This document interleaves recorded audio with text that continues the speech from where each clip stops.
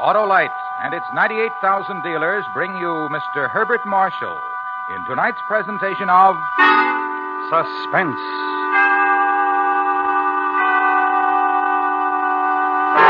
Tonight, Autolite presents part 2 of one of the most famous of all literary puzzles, Charles Dickens' unfinished novel, The Mystery of Edwin Drood.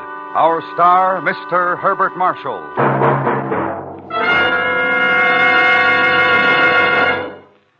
Hello, Senator. How's our legislative leader? Harlow, what's this I hear about you being up for assault and battery? Oh, that's a Stay Full battery, Senator. The Autolite Stay Full. That fit, fine, and famous battery that needs water only 3 times a year in normal car use. Then you're not in trouble. Not with an Autolite Stay Full, Senator.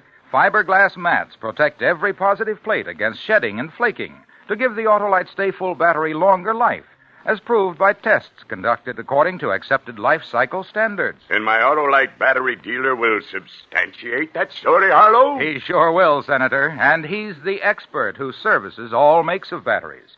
Friends, to quickly locate your nearest Autolite battery dealer, call Western Union by number. And ask for Operator 25.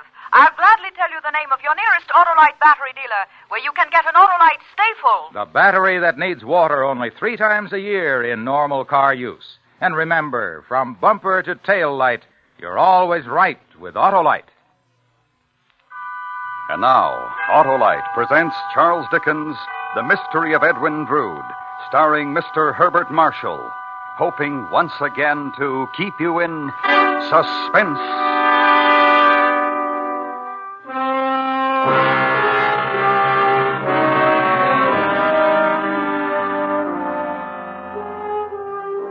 When the wicked man turneth away from his wickedness, he shall save his soul alive. So it has been said, so it has been written. But what of him who strives to turn away in torment and desperation and finds that he cannot? What is it that will happen to him? What is it that will happen to me?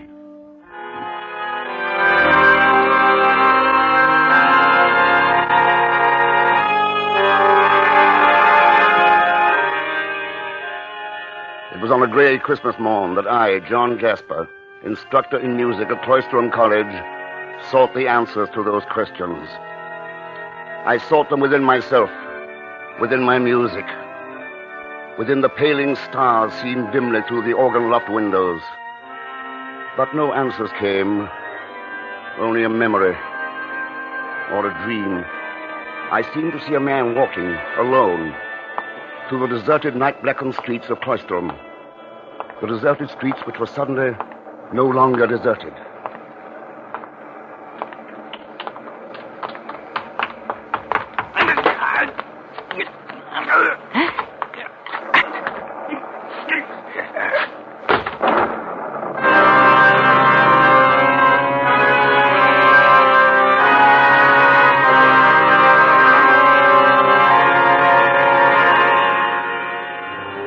Then the memory was gone. The dream was over. And I was at my gatehouse lodgings looking for him who should have been there, looking for the man I suddenly knew would never be there again. Edwin! Edwin!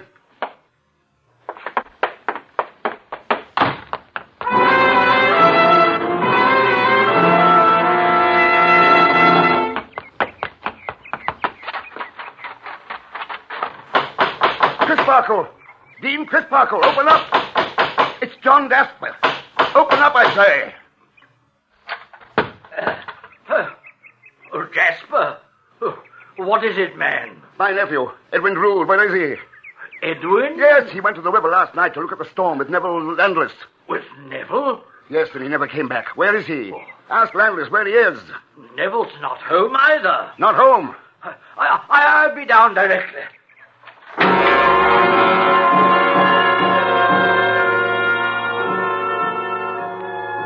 As he joined me, the dread realization of what might have transpired was clearly writ upon Dean Crisparkle's face. Hurriedly, he roused a number of cottage servants from their holiday beds, and a search was begun. A search for my missing nephew, Edwin Drood, and for the Dean's missing protege, Neville Landless.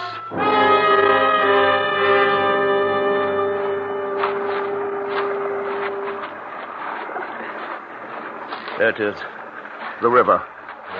The river they went to see at the height of the storm last night. You never saw them again, Jasper? No, neither one returned. Was there any quarrel between them? Any hint of the disagreements they'd had upon other occasions? None. The Christmas Eve dinner had gone exactly as I'd planned. They'd shaken hands. Apparently had resolved their differences, and when they left, they went arm in arm. Tell me, Jasper, whose idea was it to visit the river? Was it Neville's? I'll not cast doubt where it may be undeserved.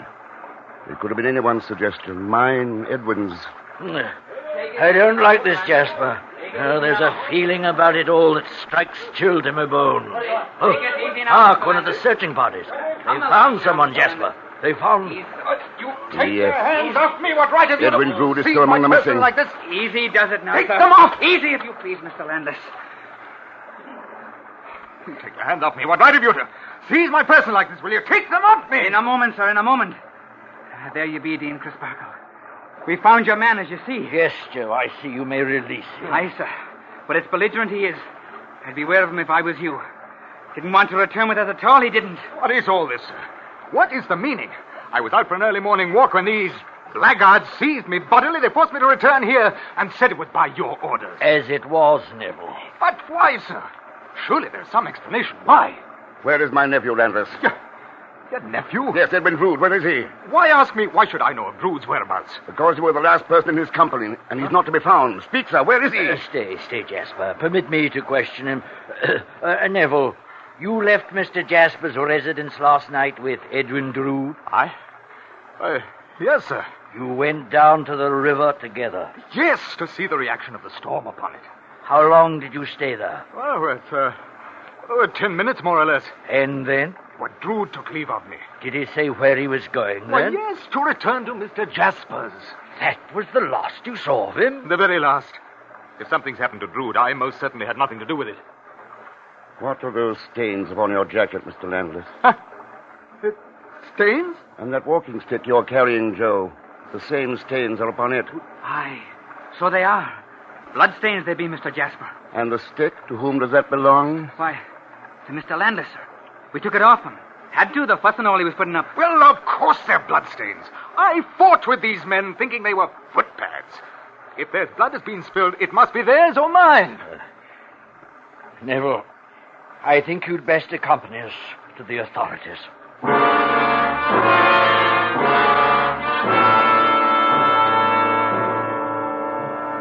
At my suggestion, we repair to the residence of Cloisterham's Lord High Mayor, Mr. Thomas Sapsea.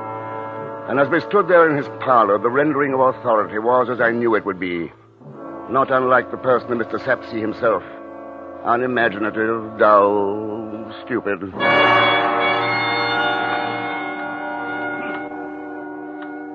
Well, gentlemen, this all seems quite clear to me, quite clear. And I am one who has spared little pain, gentlemen, in training myself to see things clearly. They may be clear to you, sir, but they are far from being so to me. Patience, young man, patience. Justice will be done here, of that you may rest well assured. Yes, well assured. And now, allow me to enumerate the situation. Point number 1. There have been several witnessed quarrels between the two young men in question. The missing Edwin Drood, the here present Neville Landis. The quarrels had been repaired, sir. Mr. Jasper himself bears witness to that. I have stated there was no quarrel or apparent difference at your last meeting, Mr. Landis. Quite so, quite so. One meeting without quarrel, several with. The scales are unbalanced, I quote. Particularly, one might say, as the subject or object of those quarrels was the fiancée of Mr. Drood. Surely, Mr. Sapsea, it is not necessary to bring a young lady's name into this. I apologize for the necessity, Mr. Jasper, but it would seem to me that the charming and delightful Miss Rosa is truly at the heart of the matter confronting us. At its heart, yes. In one respect, I am forced to agree with you. There is no doubt that Landis was extremely envious of Edwin's good fortune in being betrothed of Rosa. Yes, as I say, the heart. Now, point number 2. The two gentlemen disappeared together into the night. Point number 3. Mr. Drood never appears again. Point 4. Mr. Landis is apprehended upon the heath, obviously fleeing Cloisterham, and is returned only by force. Point 5. Unexplained bloodstains are found upon his person and upon the stick he was carrying. I was not fleeing Cloisterham, and the bloodstains are not unexplained. Circumstances indicate otherwise, Mr. Landis. Yes, otherwise. And the taking of a fellow creature's life is to take something that don't belong to you, you know. Taking of a fellow creature? What madness is this? Oh, Mr. Jasper, surely you don't believe that... My interest lies only in the return of my nephew. And if he is never to return, in seeing that justice is rightly done. Yes, precisely what I had in mind, Mr. Jasper. Precisely.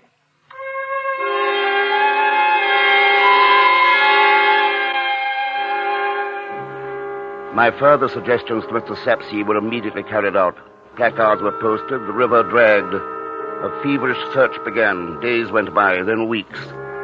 And the end result was nothing. No trace of Edwin Drood was ever found.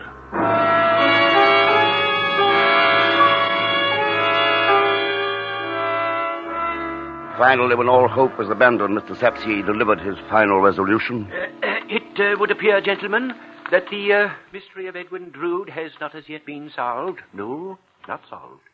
However, certain horrible suspicions as yet remain. In the interests of all concerned, therefore, I make the following suggestion. It is that Mr. Neville Landless remove his presence from the city of Cloisterham, and unless there comes a time when certain horrible suspicions no longer exist, that he remain away from here forever.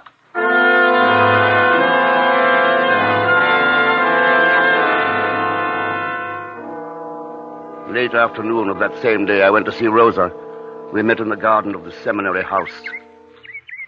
You wish to see me, Mr. Jasper? That is a desire which has lived with me for a long while, Rosa. Only the unhappy circumstances of the past few weeks have prevented its fulfillment. And you feel that Mayor Sapsea's announcement has now cleared the way for you? Not for me. For us. Grief does not come to an end with an official pronouncement, Mr. Jasper. Surely even the natural sadness you feel must be tinged with relief. Relief? You no longer are faced with the prospect of a forced, distasteful marriage to Edwin. You're free of your promise to your parents. Now that Edwin's gone, there's nothing to prevent our getting married at once. Our getting married? I'm sorry I put it so bluntly, my dear, but we waited so long, kept our love for each other bedded so deeply. Surely you can't blame me for speaking so frankly now. No, and with Edwin gone, there's no need for me to be silent. You have my solemn word for it, Mr. Jasper, that there is not one drop of love in my heart for you. Rather only loathing and hatred. Rosa! I've always despised you, though I tried to hide it for Edwin's sake. Despised you because you pursued me with your eyes, with your thoughts, whispering to me in your mind of your obscene love, even though I was engaged to Edwin. Edwin, the nephew you so falsely pretended, was the dearest thing on earth to me. Rosa, you're overwrought. The strain of these past weeks. You refuse to believe. I can't believe it, my dear. I love you, an old man. The man I loved, the man I still love, is Neville Landless. Landless? Yes, Neville, the man I was going to marry. What do you mean, Rosa? You were going to marry Edwin? No, Mr. Jasper. You told me you were. That was before Edwin and I released each other from our vows, Mr. Jasper. Released? Then Edwin didn't have to die. No, Mr. Jasper. Whether Edwin was alive or dead, I was free to marry the man of my choice.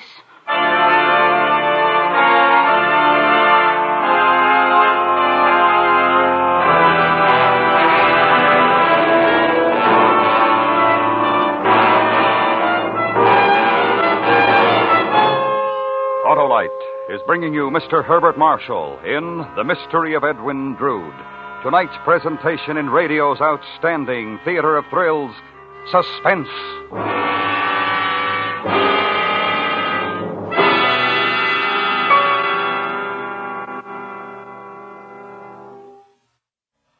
Hello, our committee is investigating. And what have you found, Senator? That the Autolite Stay Full battery needs water only 3 times a year in normal car use. Now, that's not all, Senator, because the Autolite Stay Full battery gives longer life, as proved by tests conducted according to accepted life cycle standards. Yes, Harlow, and you know what's responsible. Why, those fiberglass retaining mats that surround every positive plate to reduce shedding and flaking and hold the power-producing materials in place. And we've found the Autolite Stay Full battery is the favorite of millions of car owners from coast to coast. Thank you, Senator. Friends, See your Autolite battery dealer. He services all makes of batteries, and he has an Autolite Stay Full for your car if a replacement is needed.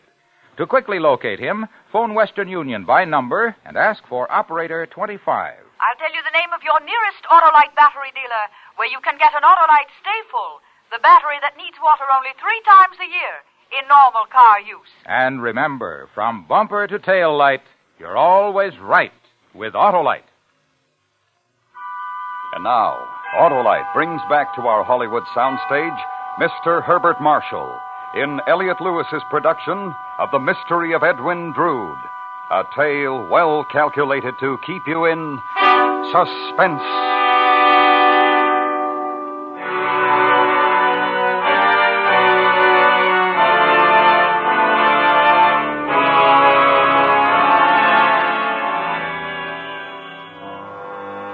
How does one relate the ending of a world, the stunning collapse of all that has meaning, of all that is life? I will not attempt to do so. For everything that can be said was said on that fateful afternoon. And so the story of Edwin Drood was over. Or so I thought.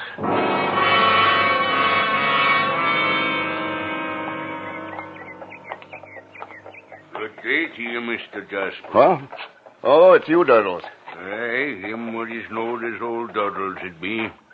Come to pay another visit to the resting place of the Oldens, Mr. Jasper? No, Doddles. As a matter of fact, I hadn't even noticed that I was walking past the crypt. My mind was elsewhere, I imagine. I thought perhaps you might be coming round for another lesson in burying dead bodies, Mr. Jasper.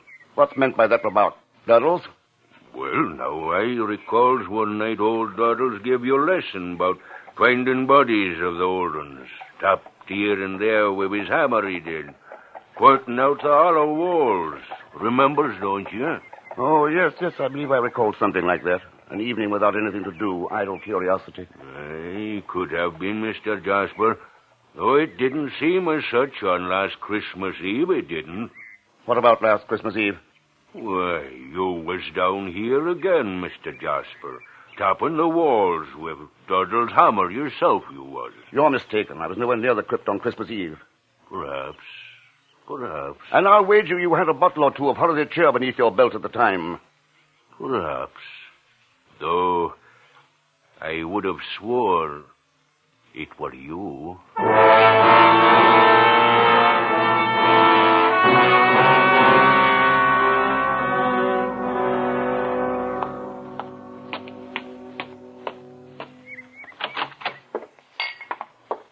Hello! Come in, Mr. Jasper. Come in. And who may you be, sir? Datchery's the name, Dick Datchery. Came calling, found you out, made myself at home. So I note. This? Favorite of mine, mulled wine. Thought I'd prepare, honor the occasion and all. The occasion of an absolute stranger making himself at home in my lodgings. Not ordinary circumstances, Quite agree. Nevertheless, honorable occasion. Then perhaps you'd care to explain, Mr. Datchery. Gladly.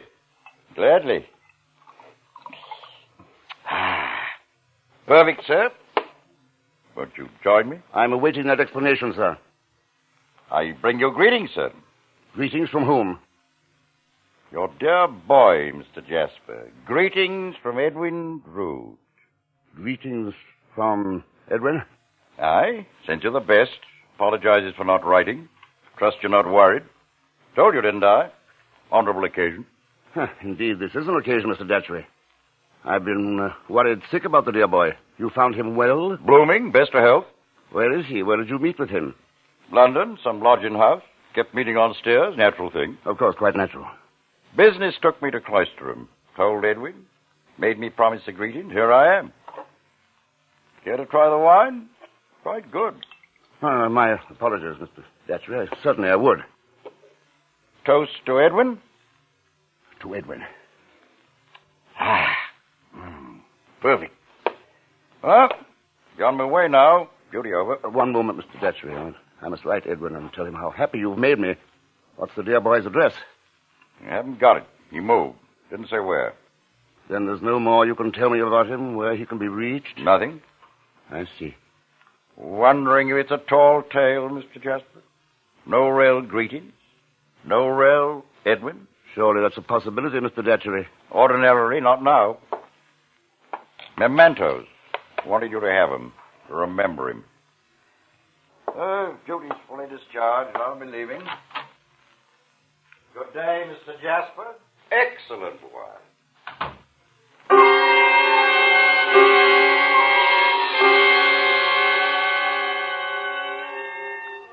I scarcely heard him leave, this Mr. Datchery. I was staring at the objects he'd placed upon the table. A watch and chain. Edwin's watch and chain. He'd been wearing them the night of the big storm. The last night he'd been seen alive. Mr. Datchery! Mr. Jasper, one moment, please. Good afternoon, Rosa. Oh, have you heard the news, Mr. Jasper? What news, Rosa? It concerns Edwin Drood. Edwin? Yes, he's alive, Mr. Jasper. Edwin's alive. Oh, did you hear me, Mr. Jasper? Did you hear what I said about Edwin? He's alive. That's a rather astounding statement, Rosa. I know. I could scarcely believe it myself, but here. This came to me in the post today from London. It's a letter from Edwin. Oh, isn't it wonderful, Mr. Jasper? We were all so certain that he was dead, that someone had killed him on the night of the storm. And there in your very hand is the proof that he's alive.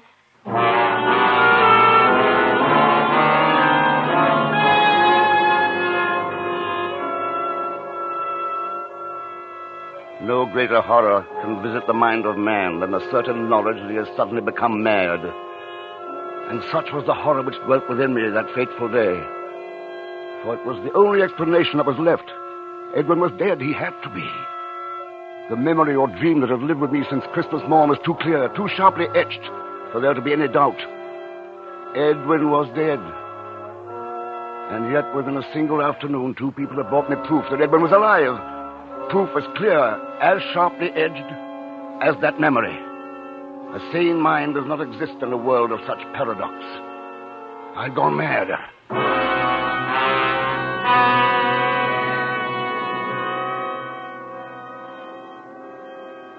Time finds no haven within the dread confines of madness. Nor was that day an exception. Somehow, without my knowing of it, the day was gone. In what had been a sunlit sky, a night-darkened storm lay muttering ominously. My mud-spattered gaiters, bone-weary legs spoke mutely of hours of aimless wandering, hours of doing fruitless battle with that thing of horrible wonder, a part, which was now my mind. And then I was where I'd been destined to be all along, the one place where the truth could be found, incontestable truth. I entered the venerable crypt of Cloisterham.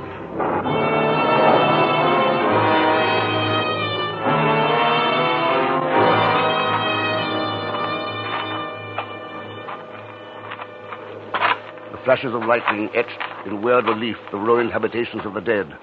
Half-standing pillars of stone assumed the attitude of watchful guardians, grinning evilly from their sentry boxes of the night.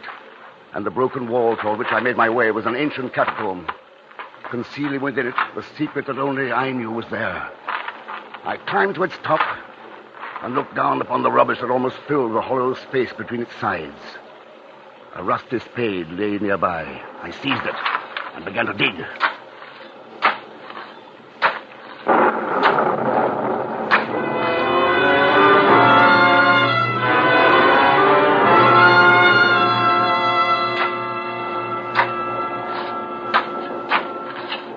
Again, time became meaningless. There was nothing but the feverish labor of uncovering the truth, of finding a rusted watch and chain that would not possibly lie bright and untarnished on my table, of uncovering a skeletonized human hand that was incapable of writing the letter I'd seen. And then the labor, too, became meaningless.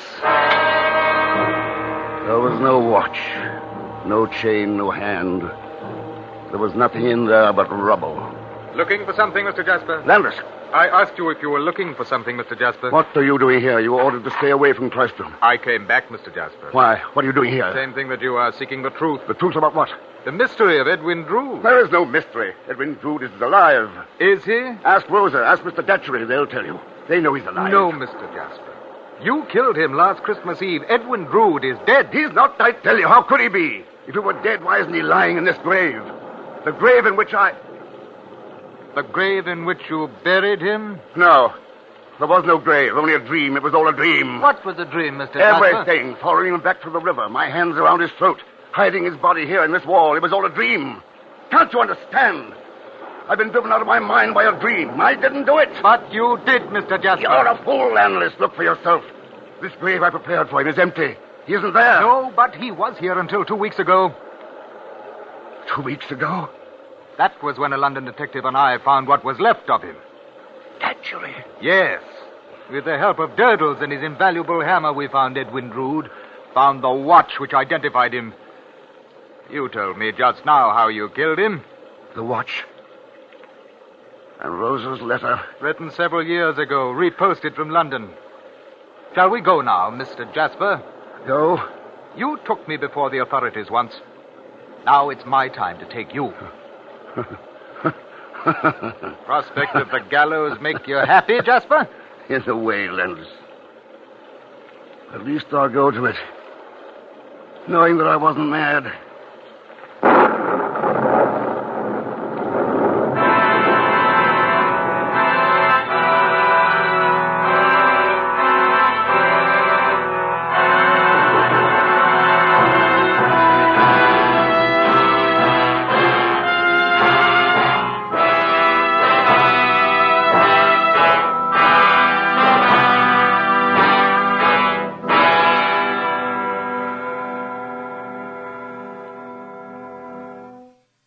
Suspense. Presented by Autolite. Tonight's star, Mr. Herbert Marshall. This is Harlow Wilcox speaking for Autolite, world's largest independent manufacturer of automotive electrical equipment. Autolite is proud to serve the greatest names in the industry. That's why during the early months of this year, as we did a year ago, the Autolite family will join together in saluting the leading car manufacturers who install Autolite products as original equipment. Our Autolite family includes some 30,000 men and women in Autolite plants in the United States, Canada, and many foreign countries, and the 18,000 people who have invested a portion of their savings in Autolite, as well as thousands of Autolite distributors and dealers, and the many leading manufacturers who use Autolite products as original equipment. Our Autolite family will salute the DeSoto division of Chrysler Corporation on the next Autolite Suspense television program. If you live in a television area, check the day and time of Suspense so that you will be sure to see this program.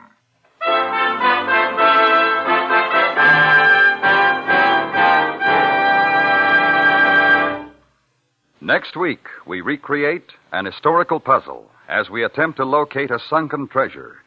The story, based on fact, is called Gold of the Adomar. Our star, Mr. John Hodiak. That's next week on Suspense.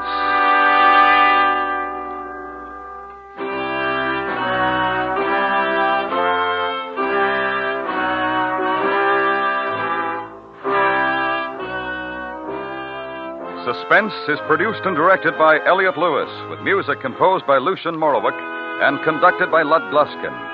The Mystery of Edwin Drood was adapted from Charles Dickens' unfinished novel by Sidney Marshall. In tonight's story, Ben Wright was heard as Landless. Featured in the cast were Betty Harford, Joseph Kearns, Ramsey Hill, Charles Davis, and William John Stone. And remember, next week, Mr. John Hodiak in Gold of the Adomar.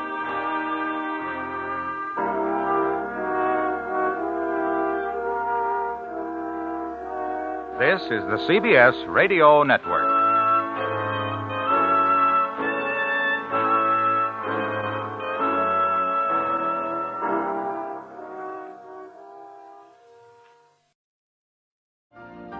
You've been listening to the OTR Gold Network. Find more classic radio at otrgold.com.